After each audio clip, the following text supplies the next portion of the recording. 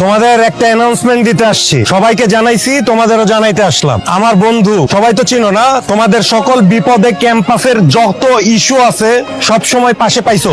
তো তোমাদের জন্য একটা গুড নিউজ আছে, সামনে ক্যাম্পাসের ছাত্র সংসদ নির্বাচন, তন্ময় ভিপি নির্বাচন করবে। আমার তো একটা প্রশ্ন ছিল। আমার প্রথম প্রশ্ন হলো, উনি যে ভিপি নির্বাচন করছে, উনি যদি ভিপি নির্বাচিত হয় তাহলে এই ক্যাম্পাসের জন্য কি করবে, ছাত্রছাত্রীদের জন্য কি করবে? আমার দ্বিতীয় প্রশ্ন, ছাত্র রাজনীতির নামে যে মারামারি কাটাকাটি হয় সেটাও কি উনি করবেন? তুমি যে একটা ফালতু কোশ্চেন। ক্যাম্পাসের সবারই উচিত এইভাবে প্রশ্ন করা। প্রথম প্রশ্নের উত্তর, আমি যদি ভিপি নির্বাচিত হই ক্যাম্পাসে কোনো বৈষম্য থাকবে না। দ্বিতীয় প্রশ্নের উত্তর, আমি মারামারি পছন্দ করি।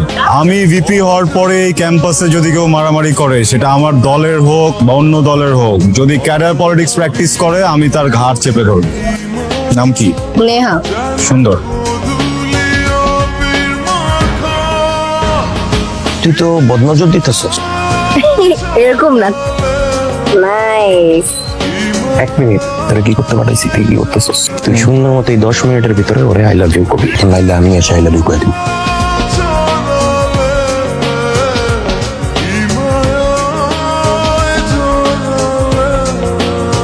সারাক্ষণ তোরা নাহলে পোলা পাইন, ইলেকশন, এইটা ওইটা মিটিং, আমার তো ভালো লাগতেছে না। আমার যে একটা পার্সোনাল লাইফ আছে, আমি যে একজন মানুষ, আমি এটাই ভুলে যেতেছি দিন দিন তোদের জন্য। তোর কথাটাই আসলে আমার শোনা উচিত না। তোর কথা শুনে না আমি মেয়েটাকে প্রপোজ করতাম, না ওই মেয়েটা আমাকে রিজেক্ট করতো, না এরকম একটা সিচুয়েশন আমি পড়তাম। আগে তো অ্যাটলিস্ট ও এসে আমাকে একটা প্রশ্ন করতো, আমি ওগুলোর উত্তর দিতাম, দেখতে পারতাম, ফটো তুলতো আমার, দেখতে পারতাম, সামনে দিয়ে হেঁটে গেলেও হাসি মুখে একবার দেখতে পারতাম। এখন তো সেটাও পারি না, চোখে চোখটা মিলাইতে পারি না। জিম, তুই এখান থেকে যা প্লিজ। আরে তোর যাই। এই বসেন বসেন, কথা আছে আপনার সাথে। একজন পুরুষ একজন নারীকে ভালোবাসার কথা বললো, আই লাভ ইউ বললো, এবং ওই নারী কোনো কথা না বলে সাথে সাথে তাকে রিজেক্ট করে দিল। ভয়ঙ্কর লজ্জা পাচ্ছি আমি। কি অ্যাকসেপ্ট করে নিব?